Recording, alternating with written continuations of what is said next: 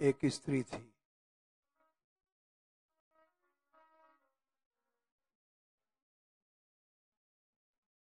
शबरी पूर्व जन्म में एक रानी थी।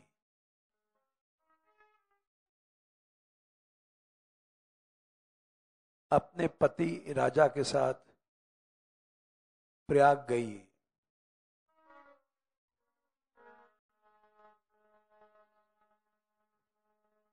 उस जमाने में बहुत पर्दा रहता था।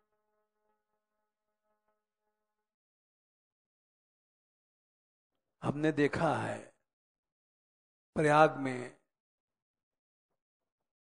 रानियां जब नहाने आती थी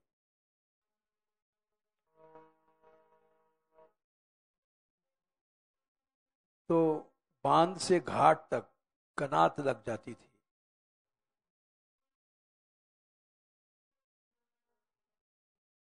यानी शरीर तो क्या, उनका पांव भी कोई नहीं देख सकता था।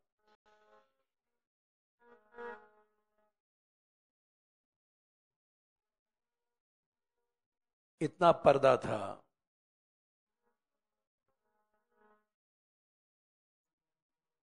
कनात के बाहर से कोई झांक नहीं सकता था।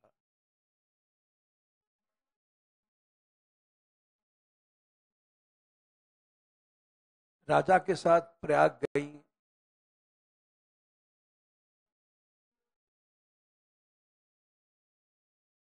लेकिन पराधीन रही।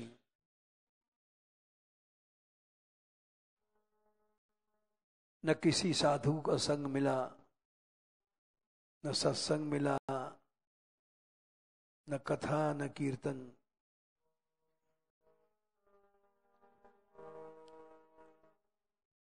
संस्कार तो में थे ही, तरस के रह गई। रानियों का वर्णन हमने पढ़ा है। असूर्यम पश्या राजदारा।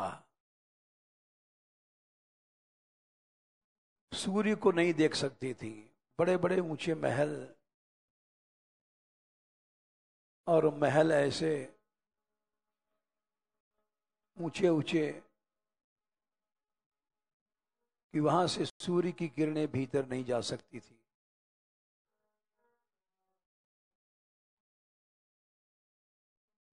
रानी बनना भी एक बड़ा पाप था।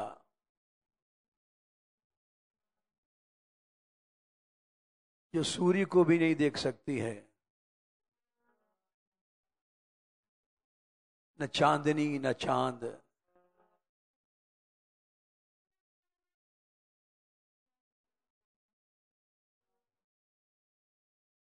इसलिए ऐसे में सत्संग तो असंभव है।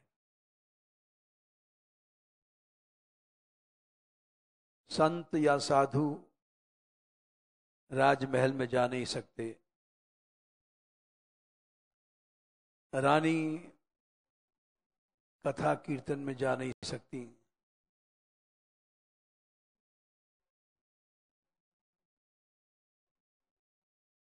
तो तरस के रह गई।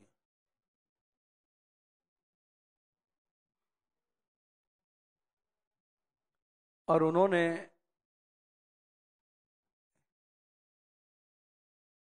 रानी ने ये कामना किया, हे प्रभु, मेरा अगला जन्म कहीं राजवंश में मत दे देना।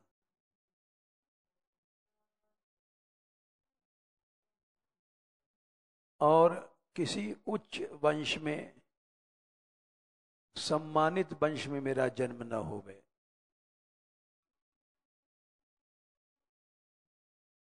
ये तो एक कैद है जिसमें सत्संग नहीं मिल सकता है, भगवत स्मरण नहीं मिल सकता है। ऐसा ऊंचापन किस काम का।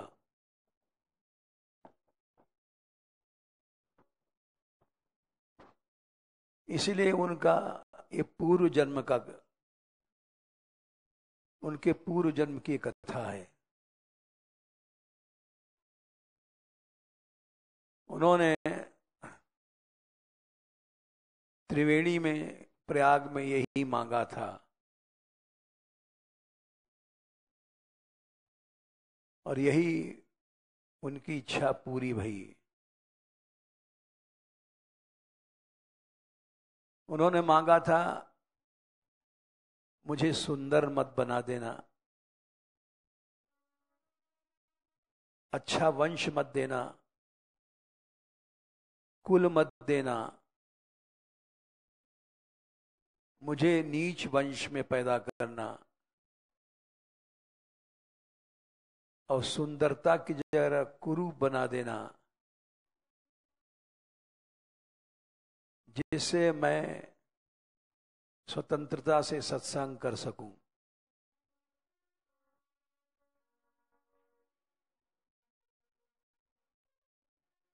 संतों के साथ विचरण कर सकूं।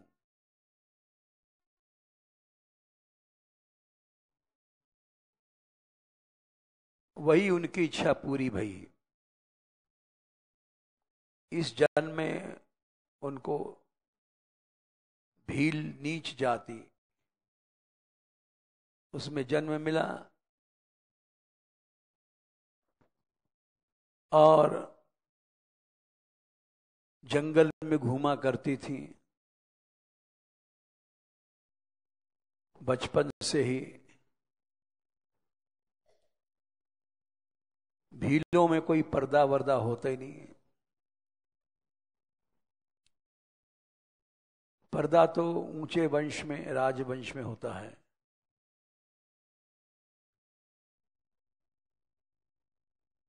और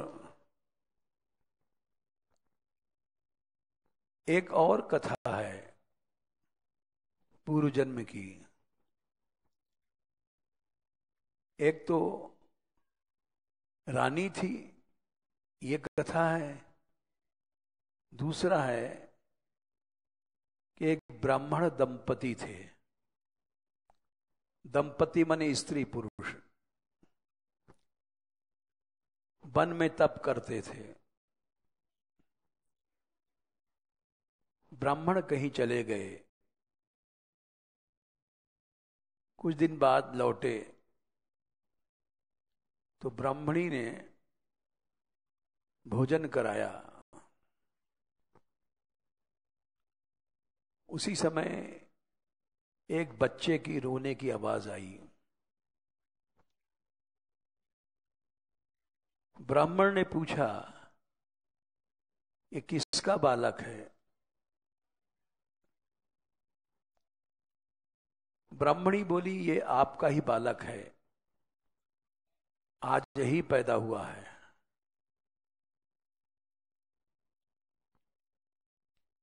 ब्राह्मण ने कहा, तुमने अशौच में भोजन कराया। सोबर सूतक लग जाता है बच्चा पैदा होने के समय या कोई मरता है तब।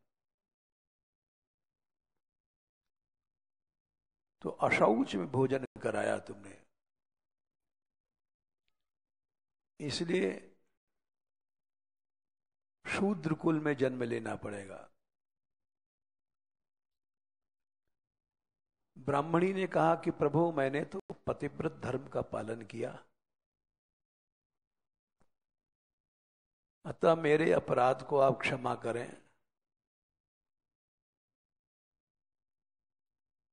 किंतु ब्राह्मण बोले,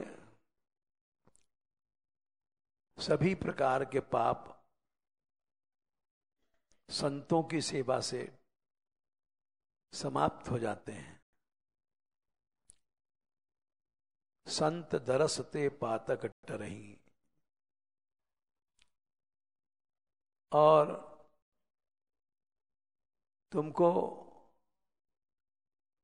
तुमने पातिव्रत धर्म पालन किया, तुम्हारी कोई जानबूझ के गलती नहीं है।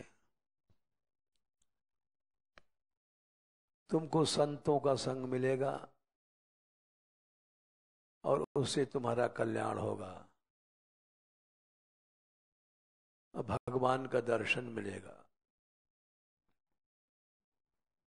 संतों ने आशीर्वाद दिया। रघुराज सिंह जी एक रीवा के राजा हुए हैं, उनकी भक्तमाल में ये कथा लिखी है। तो इस जन्म में वो उनके आशीर्वाद से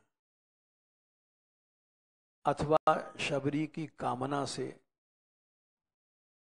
कि हमको ऊंचे वंश में जन्म न मिले, धनाढ्य या सम्मानित वंश में, तो यहां जन्म मिला, शबरी बनी। शबर माने भील। अभील वंश में होने से शबरी, स्त्री लिंग में शबरी।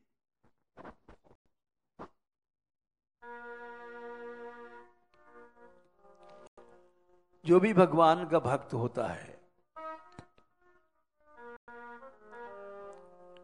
वो मान सम्मान को बेड़ी समझता है।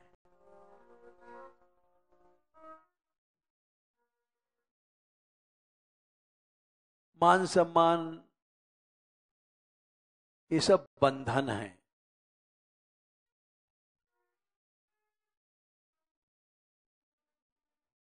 इसकी बेड़ी ऐसी कड़ी होती है कि टूटती नहीं है।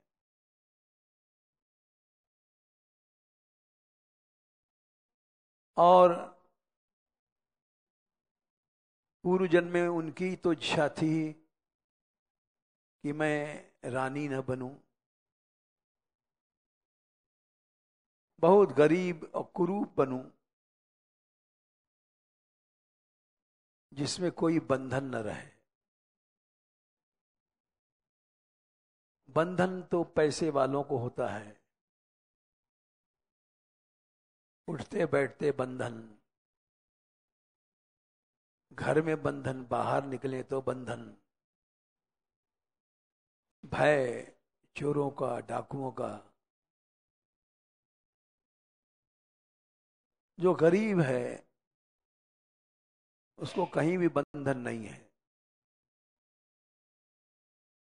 जो कुरूप है उसको कहीं बंधन नहीं है। कहीं चला जाए, कहीं आ जाए। जो धनवान है वो अकेले जा नहीं सकता, उसको सदा भय रहता है। रूपवान या रूपवती स्त्री को भय है। शबरी की इच्छा थी कि मेरा ऐसा जन्म हो गए कि मुझे बंधन न मिले। गरीब परिवार, सम्मान रहित परिवार, वहां जन्म हुआ और ब्राह्मण का आशीर्वाद था, तुमको संत कृपा मिलेगी और भगवान के दर्शन होंगे। संतों के संग बैठ करके तुमको भक्ति की प्राप्ति हो जाएगी। संतन ढींग बैठी बैठी लोक लाज खोई। संतन ढींग बैठी बैठी लोक लाज खोई।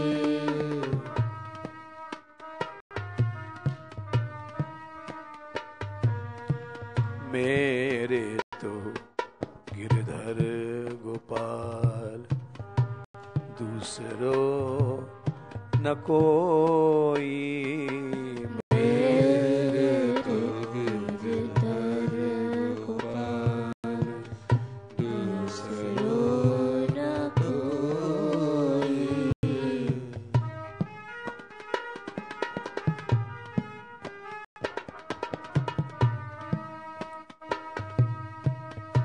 तात मात भ्रात बंधु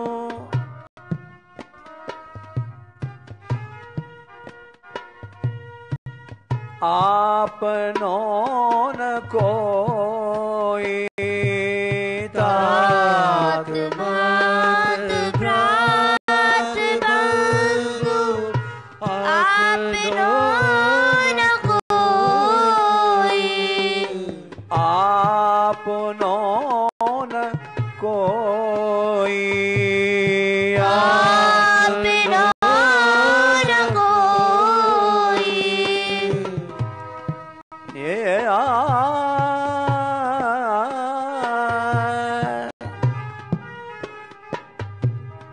जाके सिर मोर मुकुट मेरो पति सोई।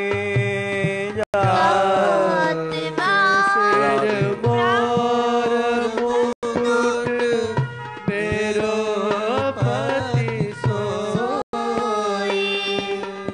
मेरो पति सोई।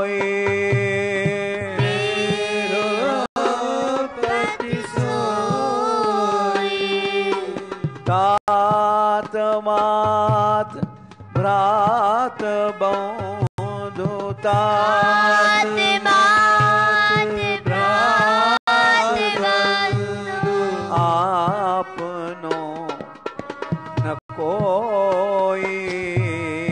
आपनो न कोई। मेरे तो गिरधर गोपाल दूसरो न कोई।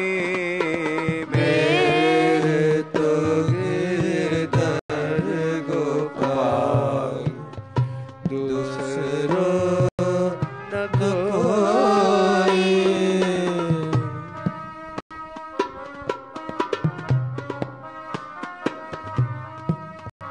संतन ढिग बैठी बैठी लोक लाज खोई। संतन ढिग बैठ बैठ लोक लाज खोई।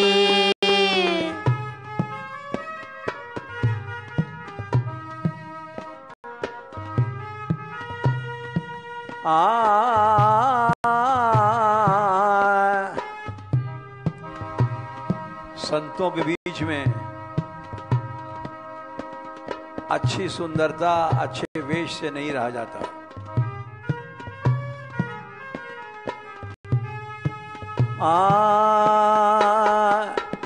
मोती मूंगा उतार। मोती मूंगा उतार। बनमाला पोई। बनमाला पोई। मेरे तो गिरधर गोपाल दूसरा न कोई। मेरे तो गिरधर गोपाल दूसरा न कोई।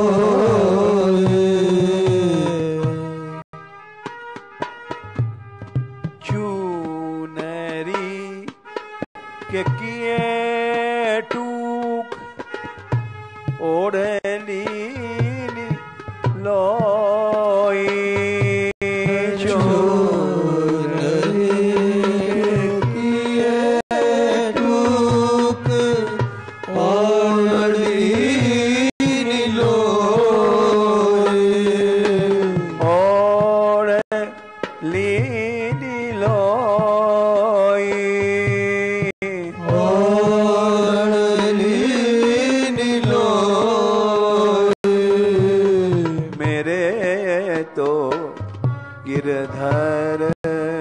गोपाल दूसरा न कोई मेरे तो गिरधर गोपाल दूसरा न कोई।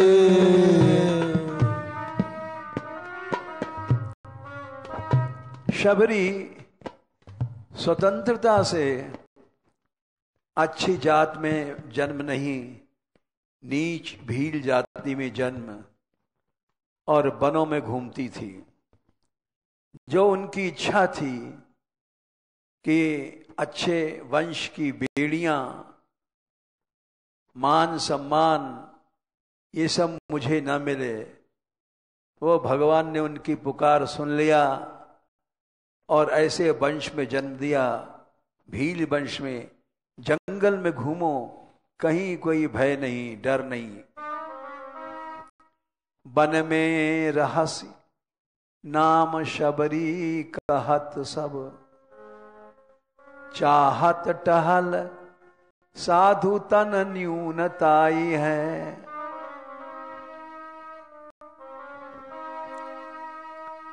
वन में रहती थी।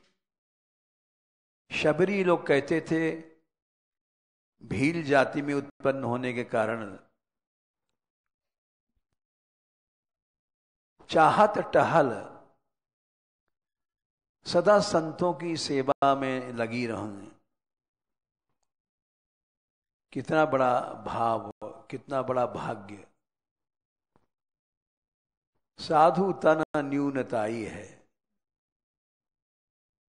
तृणादपि सुनीचे न, महाप्रभु जी ने कहा था अपने को तृण से ज्यादा नीच समझो यदि कीर्तन या भक्ति चाहते हो।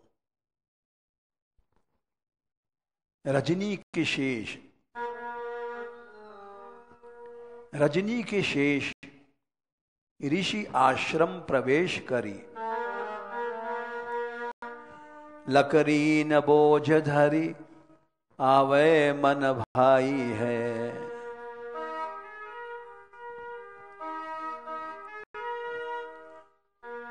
नाई वे को मग झारी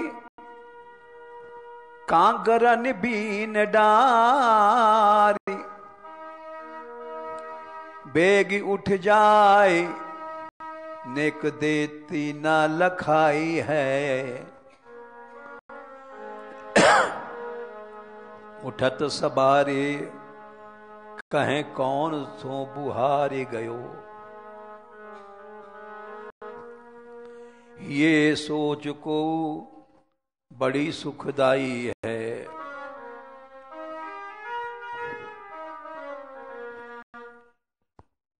जंगल में रहती थी। जंगल का रहना ही बड़ा अच्छा है।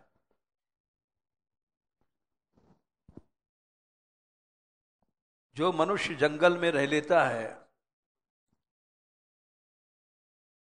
उसको फिर कहीं अच्छा नहीं लगता। स्वतंत्रता, वन के दृश्य बड़े सुंदर होते हैं। वन, उपवन, सरोवर इतने सुंदर होते हैं कि राम जी के साथ जब सीता जी वन में गईं, अवध सहस सन वन प्रिय लागा, सिय मन राम चरित अनुरागा। हजारों अयोध्याओं से ज्यादा वन अच्छा लगा। और तो क्या, हम तो कोई ऐसे विरक्त भी नहीं हैं, लेकिन ब्रज में जब आए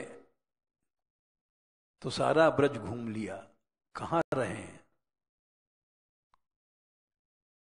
कहीं वन दिखाई नहीं पड़ा। राधा रानी ने कृपा किया, गहवर वन दे दिया। ये बहुत बड़ा वन नहीं, लेकिन छोटा सा वन ही है। सारे ब्रज में कहीं वन दिखाई नहीं पड़ा, मन नहीं लगा। और अब भी बिना वन के घबराहट होती है, रात में नींद नहीं आती, खुले में मन लगता है। ऐसा स्वभाव बन गया है। तो शबरी वन में रहसी, नाम शबरी कहत सब, चाहत टहल साधु तन न्यूनताई है। न्यूनताई सदा संतों के आगे दीन बन के रहती थी, और इनके रहने की रहनी ऐसी थी कि रजनी के शेष ऋषि आश्रम प्रवेश करी।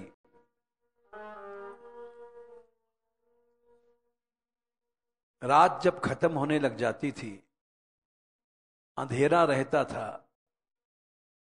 उसी समय ऋषियों के आश्रम में प्रवेश करके दिन में जो लकड़ियों के बोझ तोड़े हैं उनके आश्रमों में जाकर के रख देती थी। क्योंकि ऋषि लोग हवन तर्पण यज्ञ करते थे, धूनी तपते थे।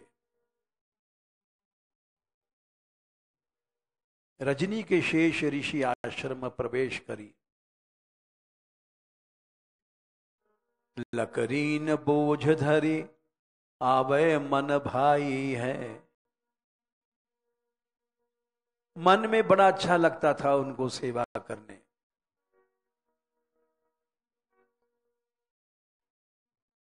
और ये तो रात में कर लेती थी, किसी संत को पता न पड़ जाए, क्योंकि नीच जात की थी।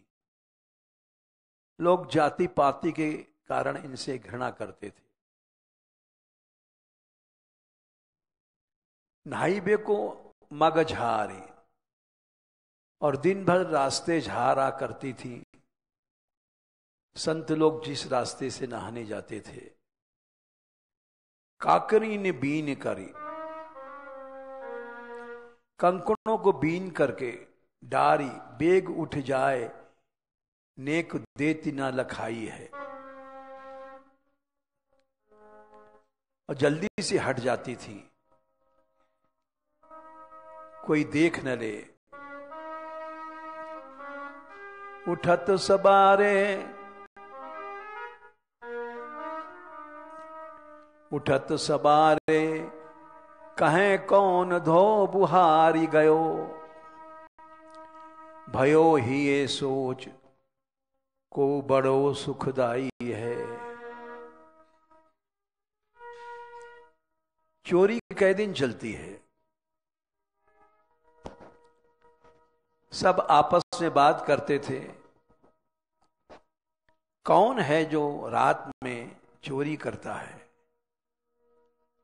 लकड़ियां रख जाता है, रास्ता झाड़ता है, कंकड़ों को बीन देता है, जिसमें ऋषियों के चलने में कष्ट न हो। ऐसा कौन है, इसका पता लगाना चाहिए। भक्तों की सेवा कोई कोई बड़भागी करता है, और उसको निश्चय भगवान की प्राप्ति होती है। कल हमने कहा था, गरुड़ पुराण में भगवान ने कहा है, सिद्धिर भवति वा नेति संशयोच्युत सेविनाम निसंशयस्तु तद भक्त परिचर्या रतात्मनाम। भगवान की सेवा से सिद्धि मिलने में संशय है, मिले चाहे न मिले, लेकिन उनके भक्तों की सेवा करने से निश्चय सिद्धि मिलती है। ये बात स्वयं भगवान ने कहा है गरुड़ पुराण में। और वही रास्ता शबरी ने अपनाया। इसी सेवा के लिए पूर्व जन्म में मरते समय उन्होंने त्रिवेणी में ये मांगा था, हे गोविंद मुझको अगला जन्म पराधीनता का मत देना।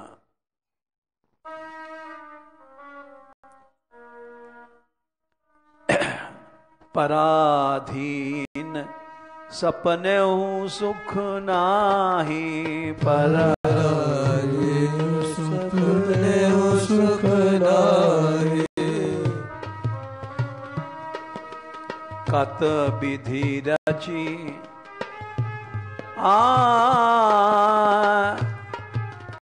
भगवान ने स्त्री जन्म क्यों रचा? पराधीन रहना पड़ता है।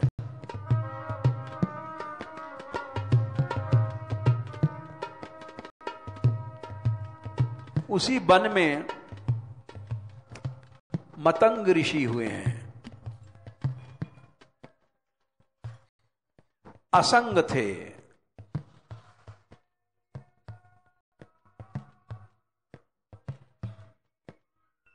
जंगल में रहना बड़ी बात नहीं है।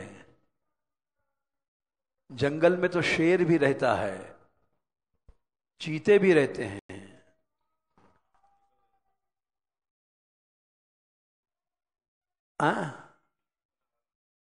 चलें। असंग रहना चाहिए, कहीं आसक्ति न रहे।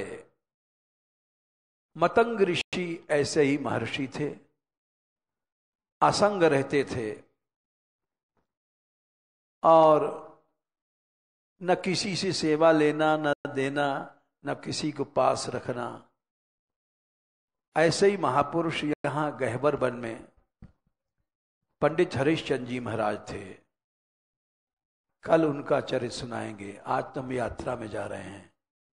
राधे राधे।